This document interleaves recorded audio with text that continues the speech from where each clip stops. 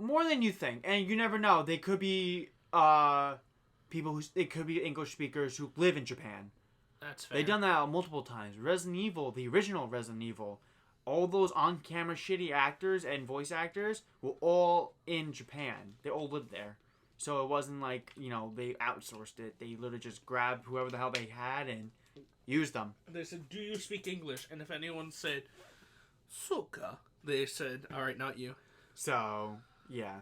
And some of them have gone on to be principals of schools and whatnot. That's awesome. Yeah, that's a topic for another time, though. Yeah.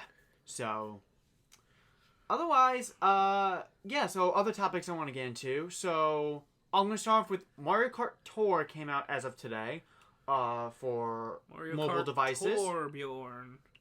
And, It's the game where you play Mario Kart, but one person gets to be Torbjorn from Overwatch. That's his version, but anyway. So the game is set up to where you're playing, multiple cups, and you unlock CCs along the way, and you get extra parts by summoning like any other gacha game, which, fine, whatever. You get 2 free summons, right off the bat, in the game, so you get whoever you start off with is very random, which that's fine. There's ultra rare, and then super rare, and then basic, or what they call rare, but it's not really rare. So there's that. There's actually no multiplayer yet. That seems like that would be like a day. That would be a day one thing, but no, it's so far it is not. There's no multiplayer in it yet. There's an option for it, but it says straight up will be available in the future update. That's so weird. Yeah, I found that very weird too. That seems like the whole point of Mario Kart on the phone. I agree. So, the game... So, you start from whoever the hell you have. Certain carts will give you extra points, depending on what map or what track you play on. And characters will have...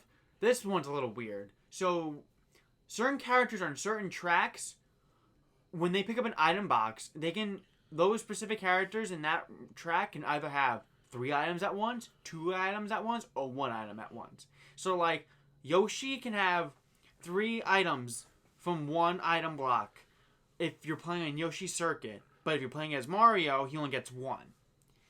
Little weird things like that I was a little confused about.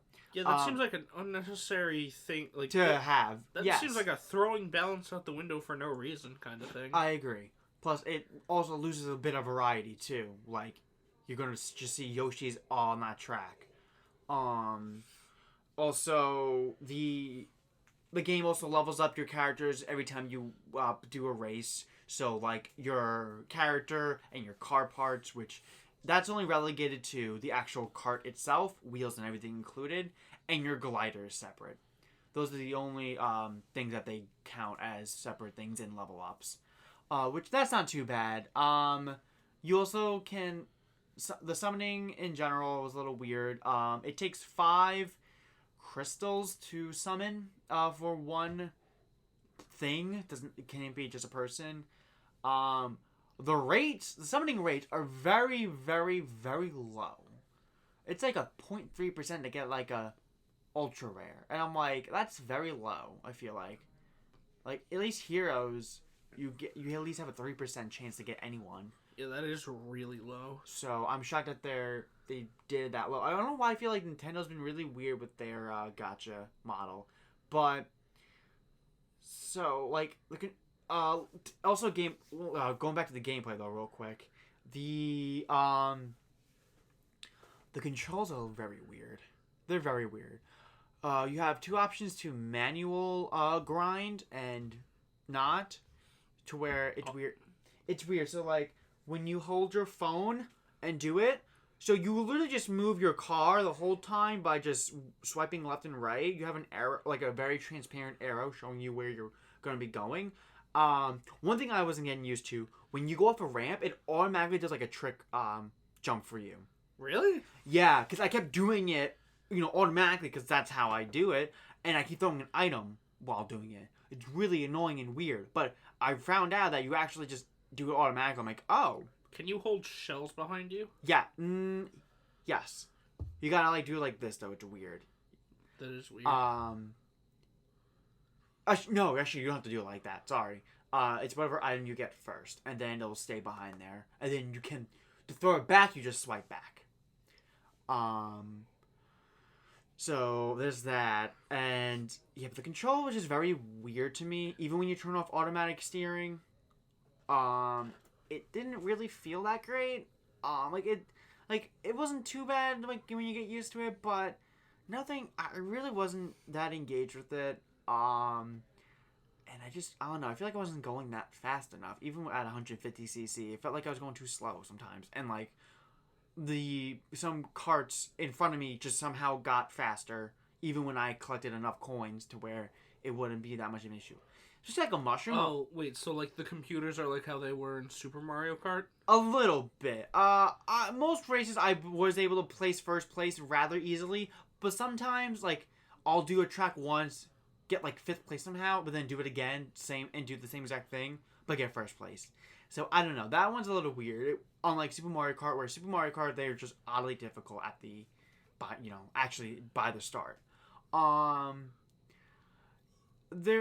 They did bring back the character specific items again, which That's cool. Yeah, I didn't mind it. That was okay. I mean, They did give. Sorry, they also have They did give an option when you have a character that gets you 3 item boxes with just one, called a frenzy mode, and you get like multiple chances to use the same item once or like 4 times or something.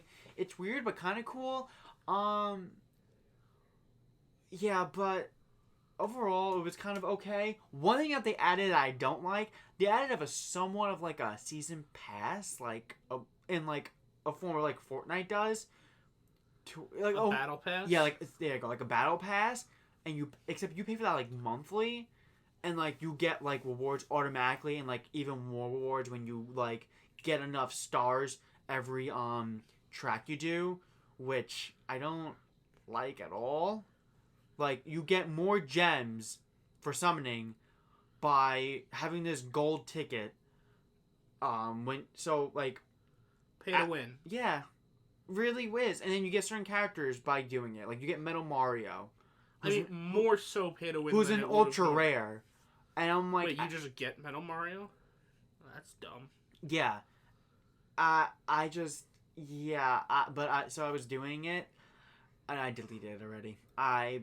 I don't care. I don't like how they're doing it. I don't understand why Nintendo has been more oddly gacha heavy when it comes to this, and not even like in a more fair way to where Fire Emblem has been more fair than it's been in a while. And even Dragalia, which I know that's technically not Nintendo developed, it's just published. It's kind of produced and where Side Games is the actual developer, but regardless, they're still very generous in most cases when it comes to how they do their games, and them and IS, I feel like just make their games better because Nintendo's most recent gacha games. I know technically Pokemon Masters isn't, but is it not a gacha game? It is a gacha game though, but it's not technically Nintendo made. It's Game Freak made, or whoever. Or actually no, in this case it's DNA. Didn't they make Go? Yes. Well, that's technically Niantic. Anyway, but they did kind of help with that. Anyway, so yeah, but like Dr. Mario has like that same issue. I feel like, and like the game isn't just as fun. Like Super Mario Run wasn't that great either, but at least it was just you pay $10 for the whole game, and then that's it. $5. Well, close enough. $5, and then you have the whole game. Like that was fine because at least And it had that remix mode that you. Yes. And I don't even think you had to pay for the remix. You didn't. Mode. And that's what I mean. Like at least in that though, you had a game. That it was at least worth it to pay the $5, and that was it. I know, this is a way to make money, and Nintendo has, characters that would make people pay money for, but yeah, I think this is another thing that's gonna be dead in the water. At least, or if not dead in the water, but not the best move, my opinion at least, or review. That's fair. It's probably like it's like what Bethesda did with Elder Scrolls Legends, where it was like the first couple hours. I forget how long exactly it was. You're playing, you're having a grand old time, you're having fun playing the game normally, going through, getting the money, getting the towns, whatnot. And then at some point, you just hit this massive paywall where you're gonna run out of materials because you're not going to be able to defeat the things in front of you that you gotta buy the fucking boxes. Yeah, and I don't like it. And the weird thing is, like, also Nintendo, all three of these gotcha, actually no, excuse me, two of the gotcha games have no stamina limit, to where Dr. Mario does too. They actually have a stamina bar, but like, you know, they give you infinite, you know, times to play whatever, but like, it's not that fun or engaging enough to where I want to go back more frequently. Or grind and whatever the fuck to get more shit. And the modes, as of right now, aren't that unique either, to where I can at least say Heroes has enough modes to where it keeps me coming back, even though I have a limited amount of stamina. I mean, I have enough stamina bottles to fucking, you know, do whatever, but still. Feed an army. Yeah, but, I mean, probably not as much as you and our other friend, but... Oh god, I think I'm still... You're probably, like, in the thousands. I'm in, like, the 300s. Yeah, I don't know how much I have. You know what game I really like how they do it? Duel Links. Yes. Duel Links gives you an unbelievable amount of free cards, and some of the best cards in the game are free. Yeah. Like, you get... It's just... Yeah, that's a gacha game that's been fun to go back whenever the hell you want, and you still get, like, good shit. And, like... When you don't log in every day. The stamina meter, the only time I ever, like, notice it is, like, when I'm trying to grind up character levels, but even then... I'll knock out all the stamina bar, then I'll do the event, then I'll duel, like, some legendary duelist that's appeared in the world, and then the stamina bar is refilled. And boom, also, you're done, and boom, that was an hour already used up. Like, you have a lot of stuff you can do in that game that keeps you engaged enough. Even, yes. And they give you a bunch of, the frickin' summoning gems. You get, like, they do, like, weekly events where you can get, like, 50, which is enough for a pack. They also, every Sunday, you get a free pack. They have the Karibo event where if you just play the game, you can build up Karibos and get either a free pack filled with random cards or a ticket to get any one secret rare card or then any one ultra rare card. Also, despite how much I hate, like, the ranked decks, the rewards you get from playing ranked are pretty great. They are very great, and it gives you more... And you don't even need to win to get them. No, you don't, but, like, it gives you an incentive to play that online mode. Yeah. And, yeah. So, Duel Links is another game that, you know, mobile game that I actually have been more engaged in. Like, the three games I really always still do have on my phone is Dragalia, Yu-Gi-Oh!, and Fire Emblem. I mean, I've also had Fire Emblem on my phone since it's been launched. I have not deleted it and re-downloaded it like Dragalia. And... I know, I deleted it and then re-downloaded it. I know you have.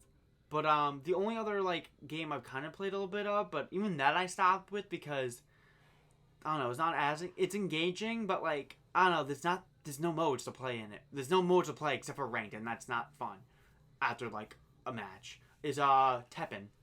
Which is that Capcom card game, which is really fun, but it only has like rank mode and then arcade, not even arcade mode, story mode to unlock that said character, and that's not that fun after like a match. So that game, it's fun, but not enough to where I still have it on my phone. So like those three games are the ones I really do keep going back to at least every day or so. So. So I think that's all I talk about with Mario Kart Tour and I think mobile games at the moment. Yeah, I mean, I haven't had a chance to play Tour. I haven't even had a chance to download it. The only this news really won't be that relevant because but Dragalia Lost is also gonna have a their version of like a Fate channel tonight. So I'm curious what that's gonna be because it's has to do with their 1 year anniversary because that game's already going to be out for a whole year. Wow. Yeah. Isn't Duel Links coming up on its third year or something? Probably. But yeah, I'm curious what Dragalia's going to come around with. Are they going to let us summon for units that are not that haven't been in the game, like can I please summon Fjorm again? I want Fjorm for the Fire Emblem characters. And then I can don't give a shit. But I would like that, preferably.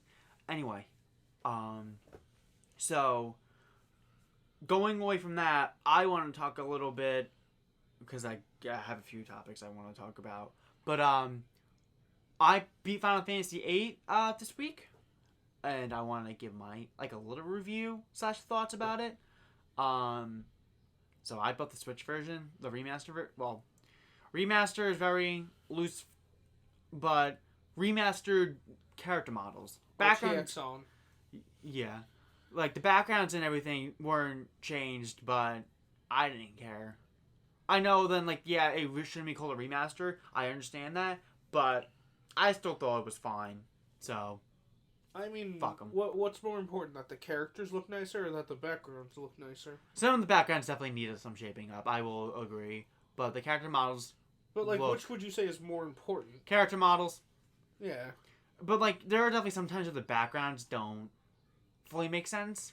So, I understand why people were kind of like that. Otherwise, I thought it was a good port. I'm glad I was able to play it again and actually beat it this time. Squall became one of my favorite characters again. Well, he was one of my favorite characters from Final Fantasy, but he really shot up there because now he finally played his story. So that always gives me a newfound appreciation for a character when I play through the whole story of their game. And definitely is one of my favorite Final Fantasy stories. I know that's of unpopular opinion because everyone loves 7, and then whoever doesn't love 7 either like 6, or the people that want to be the cool kids like 9. I haven't played 9, so I don't have an opinion, but that's just everyone acts like that. Supposedly only the cool kids play 9. Yeah, that's what it seems like. Oh, you like 7, but I like 9. 9's the better one. Which, alright. Who's 9's main boy? Zidane, the one with the monkey tail. There's a Final Fantasy character with a monkey's tail? Yep. Is he blonde? Yep. I think I know it. Isn't there a Ruby character that looks like that? There is a character in Ruby. Oh, that dude. Yeah, there's a monkey-tailed guy in Ruby. Yes, that dude. I don't know his name, but... I don't know either. All I know is that he was hitting on Blake, and then Blake was like, wait, maybe, and then she didn't.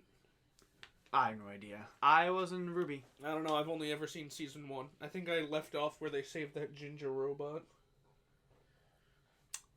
Soundtrack was fucking fantastic. I really like Final Fantasy 13 and 7 soundtrack, but 8 had some really good fucking bopping tracks, and it's one ending song / it's single that they made that was kind of eluded throughout the whole game, where it played a lot of instrumental versions of it or variations on that, and then at this one pivotal scene with Squall and Renoa, it played the full version of the song with vocals and everything, and it was super, super good.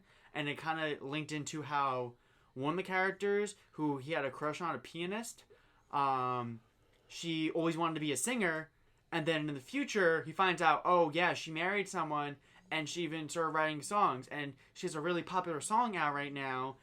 It's about this, past love that she had, and, referring to that character, Laguna. And so you hear the full version and the actual song itself with the vocals and all added in with the pivotal love scene with Squall and Renoa, and it was really nice. And now it is a catchy, boppy song, and it's now on my iPhone, and I play it a lot because it's super good. It had the battles in the game were some of them were good, some of them were kind of bullshit. Didn't they include a new... We want everyone to be able to fucking play the game? Yeah, the remasters and ports for the current gen consoles for Final Fantasy 7, 8, and 9, as far as I know, added the feature to instantaneously put on a ×3 speed mode, which that shit helped me out so much when it came to grinding just random enemies for materials for weapon upgrades, which was super... Which was super, super nice. Overall, that Final Fantasy had, let me go back to the mode, the options. They also give you, they call it God mode, which basically your limit break is always available in battle, and your health always regenerates like very, very quickly, almost instantaneously. Except if a death move happens, like someone just casts death on you, that will just usually kill you no matter what, even if you're in God mode. So you're invincible for the most part. And then they also let you have an option to turn off random battles, which That's nice. oh my god, it was super nice when I'm like, all right, I just want to get through this field and not fucking deal with an enemy. I already got what I needed. I'm done. And the times 3 speed was really a useful thing. And overall, Final Fantasy VIII's combat and the way it was, it could be abused and whatnot, but it was definitely a unique take on Final Fantasy's combat system, where it wasn't just strictly a turn-based 1-2 hit. You had to you literally had to draw your skills from your enemies and whatnot, and you will run out of them, and then you can still stock more up from said enemy almost infinitely. You can even cast those said spells that you don't own on that enemy, if you have the option. And summons are abusable in that game, and just overall, the combat was a more unique way, a more unique spin on Final Fantasy that was honestly really fun to throw around. And yeah, I thought overall it was a very solid, like, no pun intended, 8 out of 10 game for me.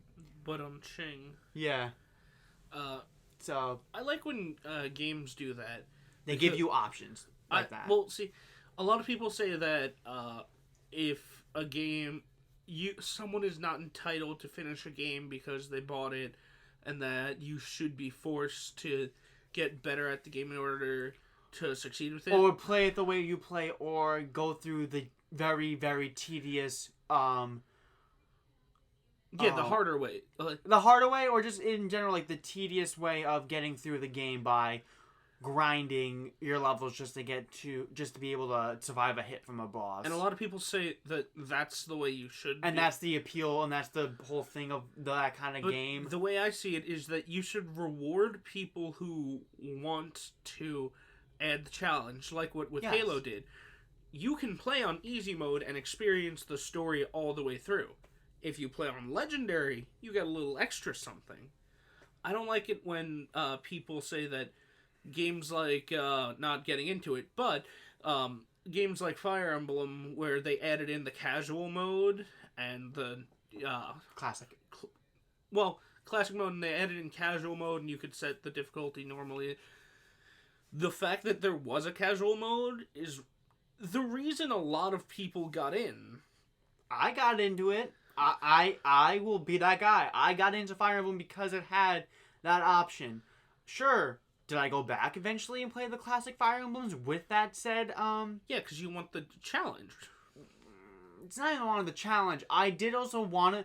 My biggest thing with those kind of games, first and foremost, yes, do I want to, play the game how it originally was made? Definitely. And, get a feel for how that said game plays. But what I'm here for like those kinds of games at the end of the day are the story, the characters.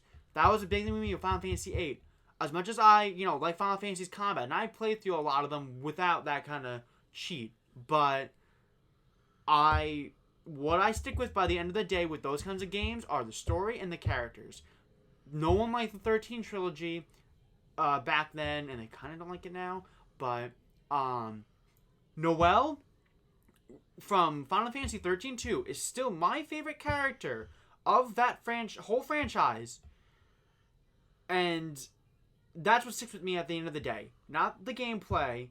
Like, some of it will stick with me, but not the gameplay. It's the story and the characters in those said games that what actually sticks with me, and that's what should matter. Yeah, that's why I really like. Not to go back into gameplay, but no, you're fine. That's why I really, really liked Super Mario Odyssey, because when we all were playing it, a friend of ours and I would compare how we would get moons, and she would, find the right capture and get the moon one way, and then I would go and find this really strange, convoluted, hardcore control heavy way to get the exact same moon.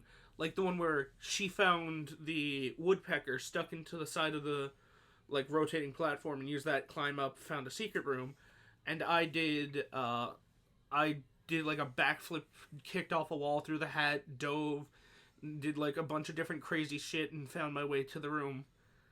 And that was cool. Like you get different levels of rewards for how much you're willing to put into it.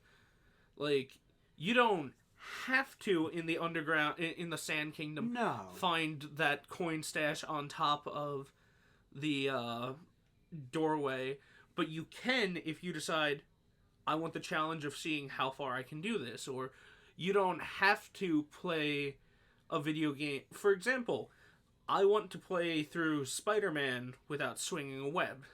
You don't have to play it that way. I'm adding that challenge in myself. I think the people who say that they shouldn't have to add the challenge in themselves are crazy, because no game company is going to add a challenge that's more fun than a challenge you can add yourself. Like trying to beat 3 houses with only punching. Can't do it. At least not at the start. You have to like do that at a certain point. You're able to do it. That's after the tutorial, you're able to start it, but that's not. I know. I still want to try and find a way to circumvent that, or like playing Spyro without walking. Spyro is not a hard game. No, not at all. You can have fun by adding in challenges. Definitely. But I don't think people should be kept from the game. I don't believe in like gatekeeping. No, and I agree. I mean, at the end of the day, what I feel like how people should play games in general is that play the way you want to play. If the game gives you options for like casual mode and whatnot, you shouldn't gatekeep or shame others for playing the way that you didn't play. Just because they didn't play the way you did doesn't mean they had a lesser experience than you. It's like saying that you played the same game. That should be enough for you to be happy. Your game that you love, like let's say for Fire Emblem's sake, it was gonna die after Awakening. But since they added, more options for casual players, they added broad appeal. I mean, I know, yes, it did alienate some of the classic players, but you know what? It brought in newer players to you, and they eventually, treaded back a bit, and they kind of got a happy medium, like with 3 houses. So therefore, at the end of the day, the game still sold a lot of copies. It got positive reception, and it then warrants more sequels and more, more of a positive reputation. There's nothing wrong with being inclusive when making something. There's nothing wrong with choice. There's nothing wrong with choice either. Unless, of course, your choices don't actually matter.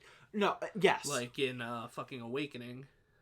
Not sticking on Fire Emblem. But when choices do not matter in video games, then why have it? That's one of the most annoying things. Aside from, like, characters that the game's like, pick your voice for your character. And then your character says nothing. That's your favorite. I think that's why I'm not a huge fan of most Japanese games, because a lot of them do that. Yeah, that's fair. I mean, hey, at least in Awakening's case, it kind of worked out because they did use their voice. Well, that's why I liked Echoes, because they didn't just have everyone but one person. They didn't have a player character. They had everyone fully voiced. Well, even when you have a player character, if you don't give me the option to customize that character crazily, give that character a voice. Or if you only have, like, 3 voice options, like what Saints Row did, they recorded lines for all the voice options. I don't like that in games when they're like, pick your voice, and then you go through the list of, yeah,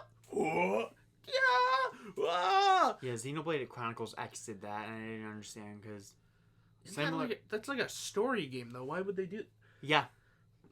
Yeah, exactly. And, it's weird when... It is weird that Japanese developers seem to have that issue more than others.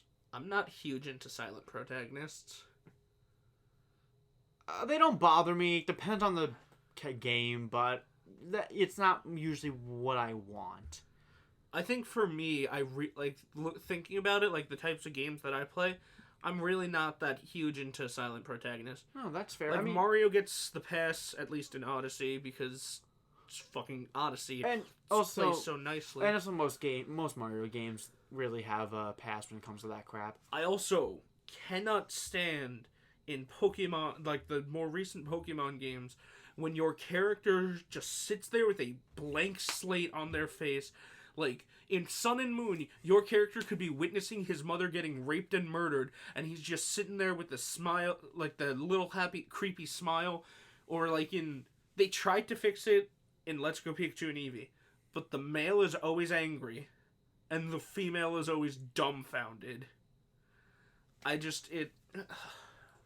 know. Oh, God. I know.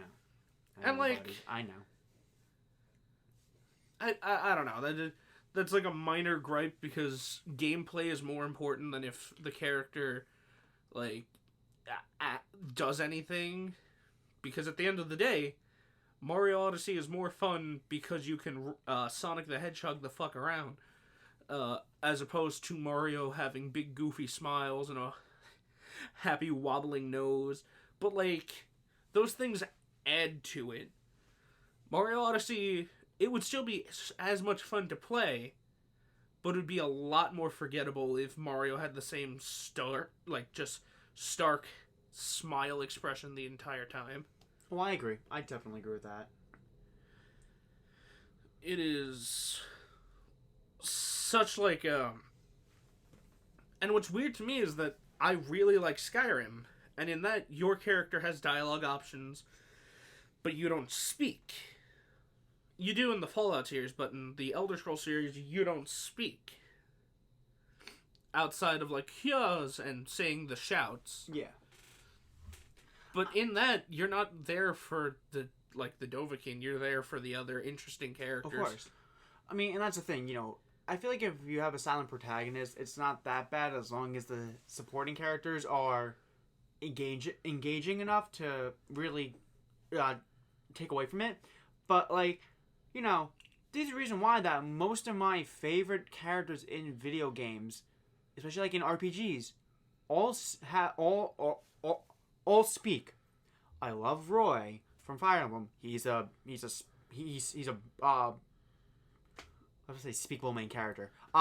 Speakable main character. But he's a main character who talks very much. Yeah. I love Squall and Noelle. They're main characters of their games, and they have thoughts and everything because they're characters. Because they're characters at the end of the day. What is Link's personality? I can still connect myself to those characters, even though they have their own personality, to where you can kind of do the same with like some silent protagonists, but not enough to where it really leaves that much of a lasting impact.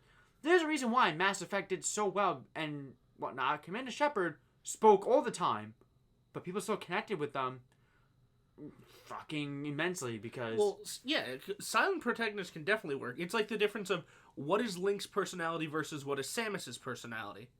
You know Samus's personality a lot better than you know Link's. Yeah, and the thing with Samus is, even though she has her own, you can still put yourself inside her. Yeah. That sounds really bad. I mean, people wish they could, but... No, yeah. But you can put yourself inside that suit. Like, you can... Yeah, you can... It's a blank... Samus works so well because she is a blank slate that She's... Like, during gameplay, she is a... Like, androgynous faceplate that you can just fucking put yourself in and go to town murdering. And then you can look at the story of the person under the suit and understand... And then that's a whole nother layer on top of it. It's so good. Yeah. It's not like... not to shit on Link, because I do... Well, it's like that's why I like him in Wind Waker so much. It's like... Yeah. I don't know Link's personality in Ocarina. I don't know his personality. But Link's personality in every game is different, and that's another whole thing with Link. But, like, per game, I don't know his personality. That's fair. I mean... Wind Waker's the only one where I could get a gauge on who this guy is. Again, you also have a lot of Zelda games to, look at. Excuse me, when it comes to that. So, yeah. Like, Breath of the Wild, I don't understand why Link's doing anything that he... Like, the only reason he does anything that he does is because we control it. I don't understand his motive in that for doing anything. Whereas you look at Wind Waker, and he's just this guy, like... He's just this kid that was trying to save his sister, and then he ends up trying to save the world. Yeah, like... And there's personality to him. Oh my god, he has. Brimming with it. I think if you can throw personality into your silent protagonist, they work out better than because like you have blank slate characters like Byleth, but Byleth annoys me because you can't. I know they annoy you. And then I don't fully know their personality. Like they're just kind of like there. They're like basically the same thing with Gerald. Yeah. Well, that's because they never gave us a chance to get to learn about him. No, because you knew right away he's gonna be the one dead if you played a Fire Emblem game before. And Grail was better. You know? Oops. Sorry. No worries. What was I gonna say? Byleth. No. Gerald. I was thinking there was a game I had in my mind about like there was a game with a silent protagonist that I really really liked. But I can't remember for the life of me what it was at this point. Okay. Well, let's move on to probably I would say our final topic because you thought of this idea and you really seemed into it. So we're gonna go through with it, and you go first because I couldn't think of anything at the top of my head, so I need to now think about it while you talk about what your idea was. Okay, so for this topic. Super Smash Bros. Announced that, Sakurai announced that they would be having more characters after the final character from the past. Which we still don't know. We still don't know who the last one is. Nope. And I said, how about we both pick a character and come up with a mock move set for that character for in the game. And I was thinking, go real in depth. And I'm like, that's a good idea.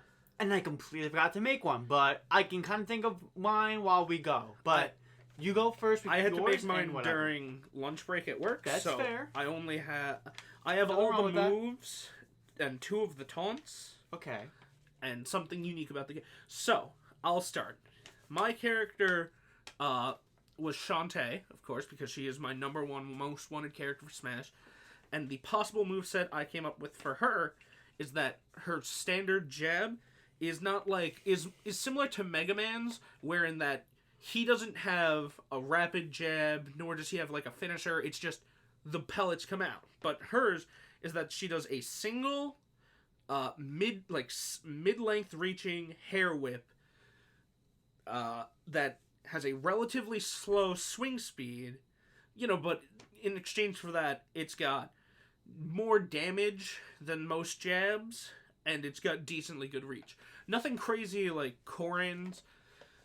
Think kind of like if Mega Man's jab was a hair whip instead of shooting with the blaster. I feel like with her jab and then it could work into a flurry to where she could just go like this. I feel like it would look more natural if she just kept doing the single, because that's how you do it in the game. Oh, no, I mean, I agree. That would work better. Most characters don't need a flurry, but yeah, or she could just have literally a jab, 1, 2, 3 punch kind of thing.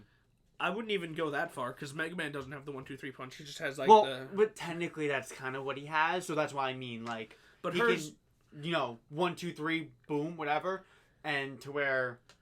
Her jab had the same thing. Yeah, her jab would not come out fast. It wouldn't hit fast like Samus's or Sheik's, but it would have more reach than most people and would have decent damage. Her forward tilt, I thought she could send out her friend Sky's bird wrench right in front of her as kind of like the way Duck Hunt works, but instead of holding onto the bird just kind of comes out a little bit and then goes back in. Yeah. For the forward smash, I figured she would charge up and then do a hard hair whip. Yes, that would make with a sweet sense. spot at the tip. Mm-hmm. Her aerial, I wanted to include her hair, her transformations, and the pirate gear she gets from the Pirate's Curse. How would that? Would that be a down special thing to where she transforms into said form and then those air smashes would be changed? Well, the way I worked the transforms was to be in her moveset. Granted, this is only one possible thing. No, but and the transforms were spread out through everything. Mm-hmm. So her aerial would be the scimitar that she uses in Pirate's Curse, and would act similar to, say, Mega Man's Fire Slash, where it would just be, it just comes out fast, decent hit, nothing too crazy about it, no like spike or anything like that. Her up tilt would be, so the character, one of her friend characters named Bolo has this like weird flail thing. I think it's actually called a bolo. So I thought her up tilt is she could send that upwards and it just shoots straight up and then just comes back down. It kind of looked like a smaller version of Piranha Plant's Spike Ball, but instead of being able to shoot it, it just goes up real quick and then down. Then for the up smash, similar to the side smash, but instead he just kind of whips it up. But this one wouldn't have the sweet spot at the tip. Her up air, I thought, could be the Pirate's Hat. So she, in the game, she can float using a pirate hat, Risky's Pirate's Hat. The hat in Smash wouldn't give you the ability to float, but it is like, it's kind of like Clouds where it covers like a big area. Little damage, but good amount of knockback. I mean, well wait, like his up smash? His up special. Oh. Like, not up special. His aerial. Oh, his okay. I was gonna say, like, his up special wasn't that big. But okay. Anyway, continue, sorry. Then for the downs, her down would be, she has like a slide kick. So, I think I remember Shantae having a slide. If I'm wrong about that, then, I'm wrong about that and I'll have to change that. But I thought she had a slide. I think I could be completely wrong. She might just crawl. But it's basically just, a Belmont slide kick without the jump at the end. But it goes a shorter distance. So like Joker's. Yeah. Then her down smash would be that she summons a super pike ball on either side of her. Like Bowser Jr.'s, just for reference. It's more like what it would look like. These aren't based off other characters' moves. No, but but you always say that as like a reference, like what it could look like. Yeah, and then her down aerial, at first it would be that she would dance and transform into the elephant and like strike down, kind of like Kirby's down B, but I thought, nah, that should actually be like her actual down B. So I changed it to include her magical fire attack that she can get. So her down aerial would just be, she jumps up in the air and then shoots fire down, like a ball of fire like right in front of her. And then I figured I wanted to include the cannon that she gets multiple jumps with from Risky's game. So I gave her normal jump, which, the animation would look like how she actually jumps. And then she gets a bunch more she gets, roughly 5 more with the cannon. But then to circumvent that, her up special is, originally I thought turning into the Harpy and just going up like Pits from Brawl.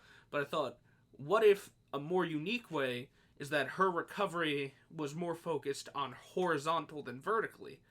So to go upwards, you use the cannon, but her up special turns her into, she turns into the bat, and the bat can't go up or down, but it can go left and right. So you're in the bat form for a couple of seconds, and you can move freely on the horizontal plane, and then you can act out of it, like once you transform out of it. Her side B, I thought of either Scimitar Charge, which is what you get in Pirate's Curse, where it works similar to the roller, but the damage point is right in front of her, and the longer she's using it, the faster she goes, and it gives her a bit of super armor. Down B is the Elephant Stomp, and then neutral B, I wasn't 100% certain on. One option would be for her to dance and transform, and that would alternate her moves a little bit. And then the other option was that she pulls out the pistol, and it can be charged, so it's either 1 bullet, 2 bullets, or 3 bullets. I came up with 2 taunts. Her up taunt would be that she turns into a monkey and does a front flip. and her down tone would be that she just does her generic dance. And you have any ideas for like what costume she would have or colors? Okay, so she just to her normal red costume. Costume 2 would be blue. Costume 3 would be, I think, like green. One of the costumes would definitely be Roddy Tops themed, where it would be like she'd get like a zombie pigmentation to her. Mm-hmm. One would preferably be Dark Shantae, which is all gray skinned with red eyes. Oh, that would totally be a skin. And most fire. Oh my god, I said Firewall. God damn it. Most Smash characters have like a dark color scheme to them. Yeah, and there's actually like an evil Shantae skin. I would like to see one based off Bolo, one based off Sky, one based off Risky Boots. I feel like that would happen. I mean, most DLC characters, for instance, all the colors, or most of the colors, excuse me, have references to other characters in their games. Like Joker has references to at least other franchises of Persona. Banjo has colors based on other characters. Hero has colors based on other characters, and I will not be shocked if not Banjo. God damn it! If Terry doesn't get that same treatment. Oh, and I had like somewhat of an idea for her final Smash. Essentially, there's a DLC for Half Genie Hero called Friends Till the End, where you play as Sky, Roddy, and Bolo, and you're trying to save Shantae while she's trapped in the Dark World or whatever it's called.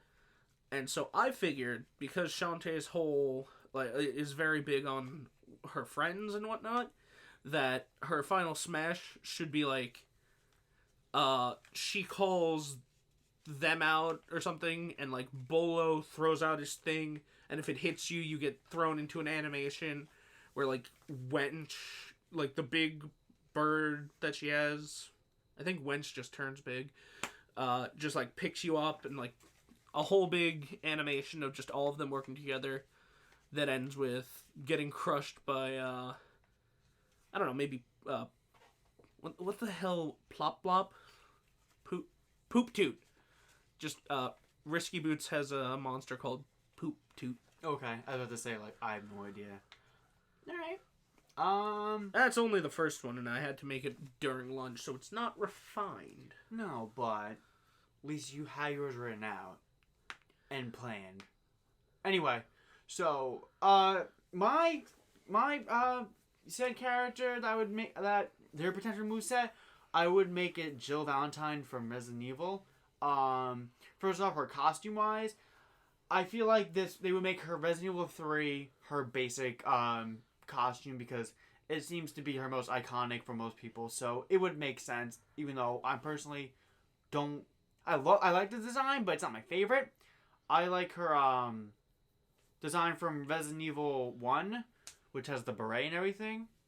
So I like that better, but those would be her costumes and variations on it, referencing either her other games or other characters like Chris and whatnot. Anyway, so going with like, I will say most of her smash attacks would be pretty basic punches and kicks and whatnot, because she can do that, and it would make the most sense for her. Because I know they wouldn't exactly give her a knife, but they gave Joker a knife, so at this point, fuck it. Joker's got a gun. And he has a gun. Well, no, I was gonna get to that. So, like, she could have some knife moves into it, like, especially, like, her forward smash, and, like, yeah, really it's just a forward smash and all that. Her down smash could, honestly, would be something similar to, I would say,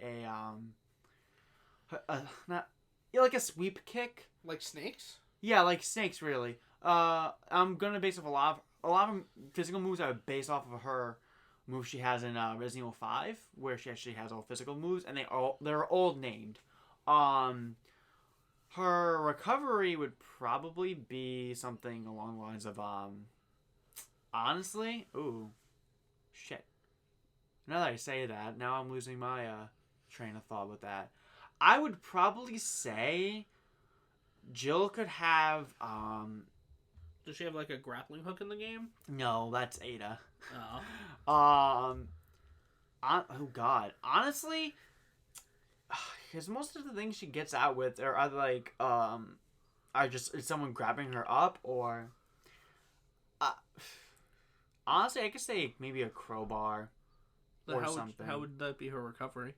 She can like, I don't know. Shit, damn it. Maybe like just an uppercut kind of thing, kind of like Ken or Ryu's thing. No. All right. Honestly, all right. Yeah. So this is obviously not refined. So a lot of moves I'm gonna not include.